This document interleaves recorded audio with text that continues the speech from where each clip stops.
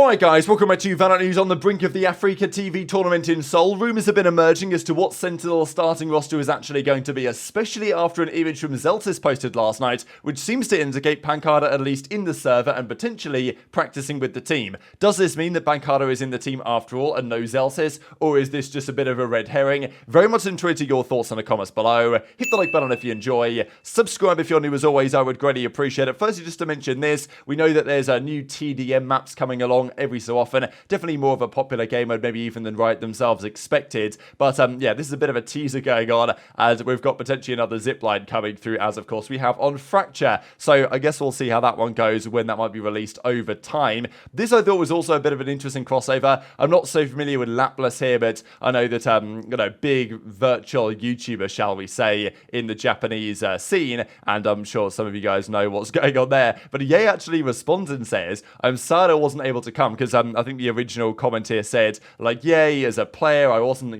not able to participate this time due to poor health, unfortunately, but, hopefully it goes well for Ye. And then Ye responds and just says, I'm sad I wasn't able to come now, but I wish to be in Japan someday because, Ye has a massive support in Japan, and it's a shame that he hasn't been able to go. We saw that Bleeds the other day said it was health issues for Ye, the reason why he can't attend, but also there were some rumors about visa issues because, maybe what happened is he had to go back to the States to try and get his visa because apparently he was going to fly to Japan from the US rather than from Singapore. So maybe he had to go back to the States to get his visa and then just got unwell, and couldn't attend. Unfortunate. And, even Lapless then responds with this. I thought was definitely a crossover that was surprising for many. But speaking of Ye's roster, Ye's team, Bleed Esports, they are playing a tournament at the moment. And, it's not really gone to plan so far. I will quickly say that, Zeta looking pretty good. DFM, look, DFM, we saw that roster formed from those guys the other day. This new team, like the Crazy Raccoon crossover. And they've been getting giga slammed, I'm not going to lie. It ain't looking so good for them so far. At the same time, when you have this kind of Japanese-Korean crossover teams, it's always kind of interesting. I believe that at least one of these guys can speak good Japanese, so, maybe they thought it'd be fine. But so far, DFM, Detonation Gaming, not looking great after a lot of the optimism around their team. I mean, they got slammed 13-2 here on Breeze by mainly Depp and Laz, to be fair, but by Zeta Division. They've then just gone on to got slammed here, kind of slammed 13-5 by Bleed on Haven, of course, playing with Legia, their coach, who dropped 3 frags. So, you'd think if there's any time to beat Bleed, this is the time to do it. And Bleed as well probably should have won this map against Zeta, right? And you've got to think that with Ye, they probably would have done. But they won the first half 10-2. They then lost the second half 10-2 and lost in overtime. So, kind of crazy that Bleed are up, 10-2 on Lotus to lose it. Laz goes big on the second side as well to get them over the line. So, yeah, just nice to see how these guys are getting on early days. Na'Vi and Zeta looking particularly good. Bleed's got that victory there. Detonation have played 3 maps and then they get 29 rounds. So it's not the best look for them to start with. And the final game is Zeta versus Na'Vi, which just currently started. And I'm guessing there must be some sort of playoffs after this. But as yet, I can't really see what that even is going to look like. But the other big tournament that's starting very shortly, of course, is the one in Seoul, in the Africa TV tournament league that they're doing very shortly indeed. So here are all the boys. We've got, Gen.G, we've got, PANcada's here. This, of course, is Sassy. Everyone involved in Sentinels is there in attendance, and here you go, you've got the screenshot of the entire team as it stands. Now, sure, this is the 6-man team, they've got Zelsis there. Who's starting for this roster? We still don't know. I'm pretty sure they did like an episode the other day on the YouTube channel, but I don't think they said and made it clear exactly who's going to start. So it could go very much either way. We think that Zelsis has been practicing with the team for the longest time, at least in the recent past. Zelsis has been there most of the time. But look, PANcada is here. I'm sure he doesn't want to sit on the bench the entire time. So what exactly are they going to do? And this has been the big question going around. Obviously, as Ten says, landed in Korea, getting ready to go for the new tournament.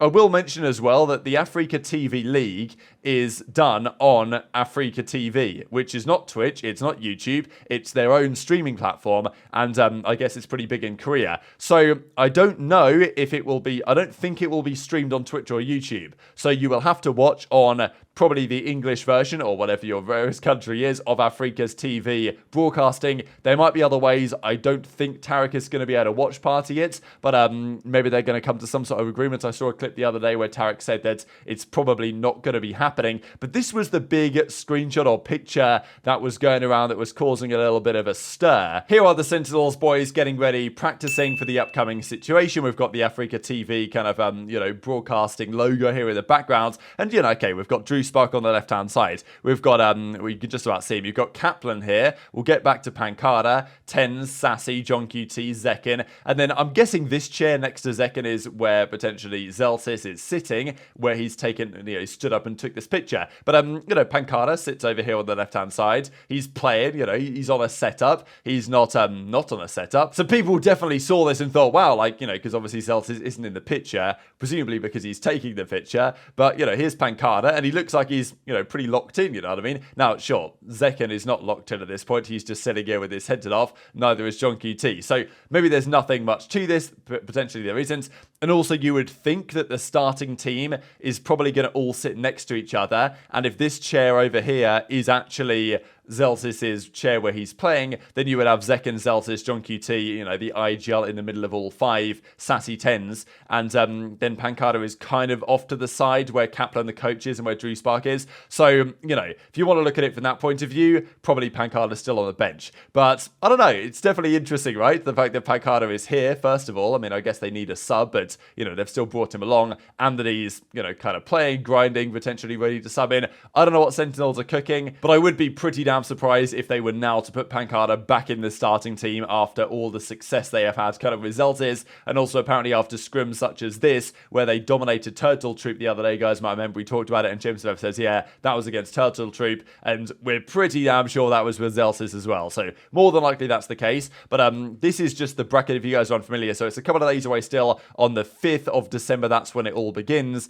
and we can see here they're all getting ready to go. It's Paper X round 1 for Sentinels, so that's not going to be so easy. And as I say, will be streamed, I think, on this platform. So I'll leave the link down to this down below. But I think they're probably on this channel, the Africa TV, Valorant EN, Valorant English channel. This is probably where it's going to be. So I don't know for sure, but stay tuned, I guess. Now, we've got to talk, of course, about the Game Changers World Championship, because the grand finals of that is coming up today. And firstly, Team Liquid Brazil versus Team SMG. Liquid, right? So they lost to G2 Gozen in the first round, and it was a competitive series. But after that, I thought, well, despite the fact that this Liquid team is probably definitely better than the one they turned up with last year, I believe. I think they've made some good upgrades really over the course of the season. But, after they lost to G2, I think the thought was, well, they're probably going to, maybe top 4, top 3 is going to be their maximum. They do take down Team SMG here. So, of course, SMG considered to be similar to, in many ways, the Paper X, right? Kind of like the female Paper X in some ways.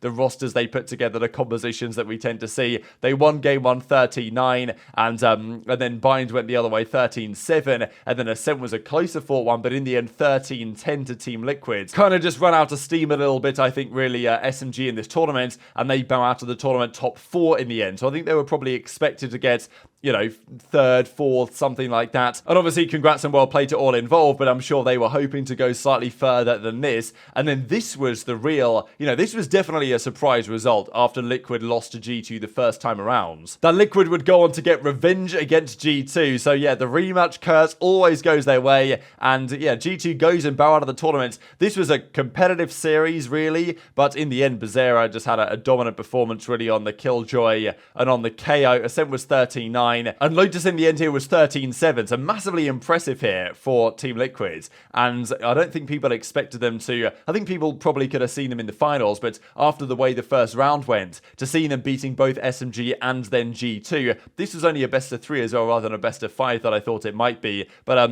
regardless, G2, the reigning world champions, they bow out of the tournament.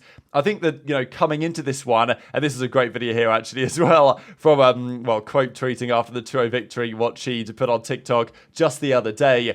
But I think that all things considered, G2 coming into this tournament, you'd have told them they got top 3. They wouldn't have been happy about it, but they, maybe it would have been kind of expected given where they are now compared to where they were last year. But given the way the tournament went, I'm sure they would have wanted at the very least to get all the way to the grand finals. So G2 bow out, third place, 80k in earnings, and as Mimi, I think, also tweeted out, see you next year type thing. So they'll be back, I'm sure about it. But that does lead Team Liquid Brazil all the way to the grand final. So they will play SR, and it's kind of funny actually, because I mentioned the other day that, you've got from the Americas, SR, you've got from EMEA, G2, and you've got from APAC, SMG, and those were kind of the three favourites. But also, of course, Team Liquid Brazil from South America, it's almost like all four regions had a competitive team this tournament, and now it's going to be NA versus Brazil, basically, for the W. So coming up in roughly 5 hours from when this video goes live, Shopify Rebellion versus Team Liquid Brazil for the grand finals. This is going to be a best of 5. So definitely interesting to see the way the map pool goes on this one, because we saw SR play G2 Gozen, and that was a very competitive series. But to be fair, well, it was competitive in the sense it was a 2-1. It wasn't that competitive map 1 and map 2.